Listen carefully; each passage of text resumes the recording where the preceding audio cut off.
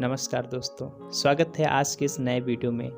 दोस्तों, सुहाग रात सबसे ऐसा लगता है मानो एक पत्नी को उसका सुहाग मिल रहा होता है और उसी की वजह से इसको सुहाग रात कहा जाता है। लेकिन ऐसा नहीं है दोस्तों, एक पत्नी को उसका पति मिलता है और एक पति को उसको एक पत्नी मिलती है, यानी पत्नी को सुहाग मिलता है और पति को सुहागन मिलती है। तो ये दोनों के लिए खास दिन होता है। दोस्तों, अगर ये दोनों मिलके इस दिन को कुछ खास बनाएं तो कितना अच्छा होगा, क्योंकि ये दिन एक ऐसा दिन होता है जिस दिन पति और पत्नी दोनों का इम्तिहान होता है। दोस्तों, आज के इस वीडियो में हम आपको बताने वाले हैं कि सुहाग रात कैसे मनाएं। सुहाग रात मनाने के लिए उसके पहले कौन कौन सी तैयारियां करनी चाहिए, कौन कौन से तरीके हैं, कैसा रूम होना चाहिए और उस रूम में कौन कौन सी चीज़ें पहले से ही रख लेना चाहिए जो कि आपको रात में किसी भी वक्त काम आ सकती है। आइए दोस्तों, आप जान लेते हैं लड़के को कौन कौन सी तैयारियां करनी चाहिए शादी से 1-2 साल पहले ही। दोस्तों, जब किसी लड़के को लगता है कि उसकी शादी के 1 या 2 साल बचे हैं तो उसको वीर्यवर्धक, वीर्य स्तंभक एवं पौष्टिक आहार का सेवन प्रारंभ कर देना चाहिए। अगर कोई मानसिक तनाव है तो उसको दूर करने की कोशिश करें। यदि कोई यौन समस्या है शारीरिक रूप से या फिर मानसिक रूप से, तो विवाह से ही पहले इसको ख़त्म कर लें। किसी अच्छे चिकित्सक से परामर्श कर लें। किसी नीम हकीम के पास बिल्कुल भी ना जाएं, नहीं तो ये समस्या को घटाने की बजाय आपको और बढ़ा देगा। ऐसे चिकित्सक के पास जाएं जिसको यौन गतिविधियों के बारे में पूरी जानकारी हो, जिसको पता हो यौन समस्याएं कैसे होती हैं, इसको कैसे ठीक करना है। अच्छे डॉक्टर के पास आप इसका इलाज करवा लें।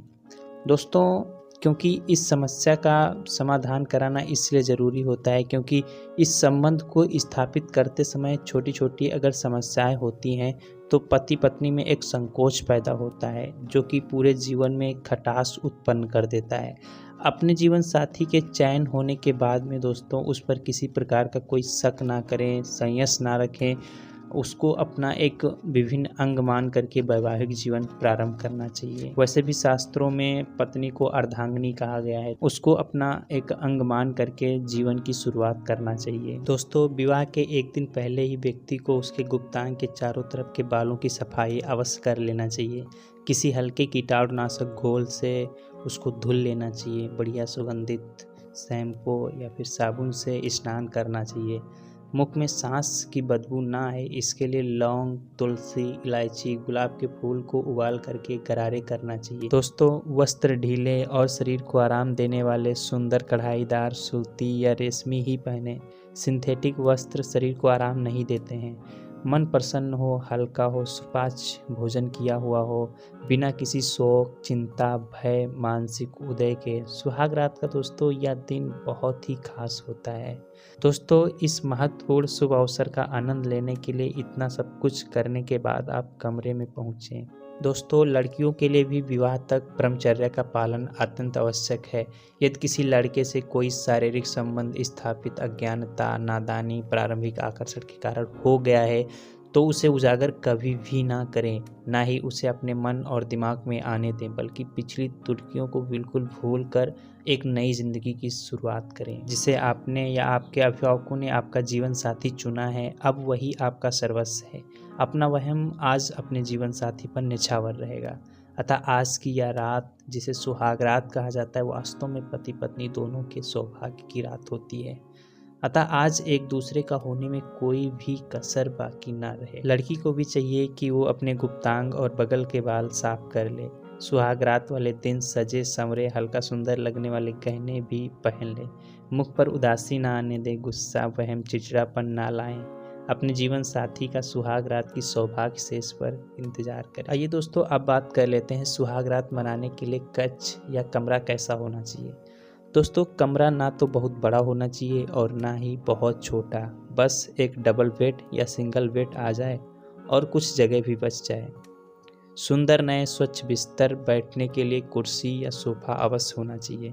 पीने का शुद्ध पानी, कुछ फल होने चाहिए, मिठाई भी होनी चाहिए, दूध भी रखा हो।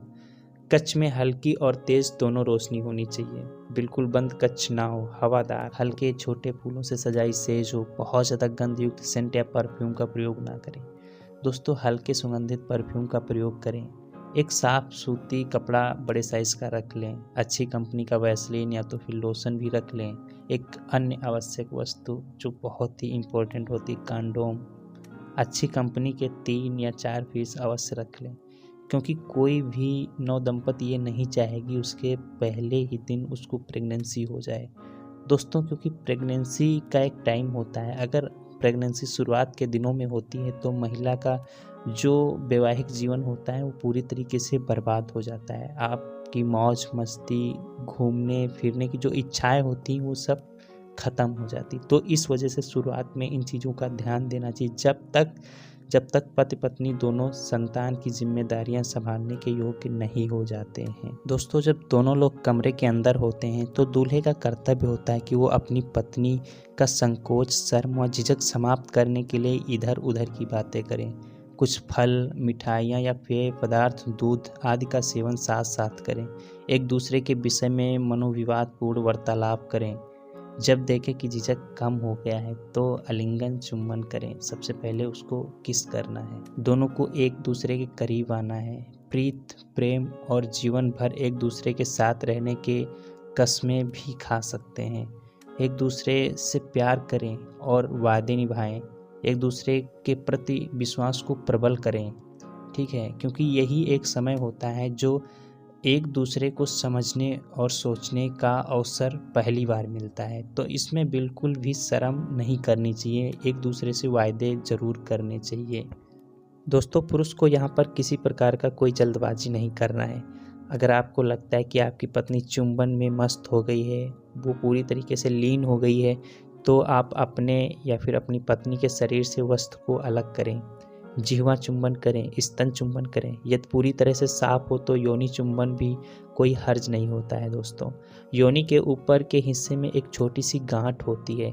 उस गांठ पे चुंबन लेने से या फिर उसे छूने से स्त्री बहुत ज़्यादा कामित हो जाती है, उसको बहुत ज़्यादा उत्तेजना आने लगती है। स्तनों को दबाने से, चूमने से, जहाँ पे नाभि होती है उस स्थान पर जिह्वा फेरने से उसका जोश और ज़्यादा बढ़ जाता है। पुरुष को अपने ऊपर संयम रखना दोनों की यौन संतुष्टि के लिए आवश्यक होता है। दोस्तों, इसी तरीके से आपको धीरे धीरे सेक्स क्रिया चालू करना है और कोई किसी तरीके की जल्दबाजी नहीं करना है। पत्नी को भी उसमें साथ देना चाहिए।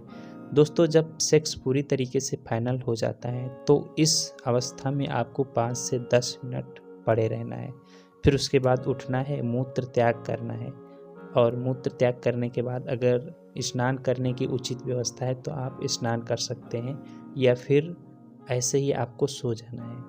दोस्तों, इसी प्रकार एक दूसरे का विश्वास जीतते हुए अपने जीवन की शुरुआत करना है और पूर्ण वैवाहिक जीवन का आनंद लेना है। आई होप दोस्तों आज का ये वीडियो आपको अच्छा लगा होगा। दोस्तों, अगर आपको सेक्स से संबंधित कोई भी प्रॉब्लम है और आप चाहते हैं इसका अच्छे तरीके से इलाज किया जाए तो आप हमारे यहाँ से मेडिसिन और इसका इलाज करवा सकते हैं। दूसरी बात, फ्री में पूरी जानकारी ले सकते हैं।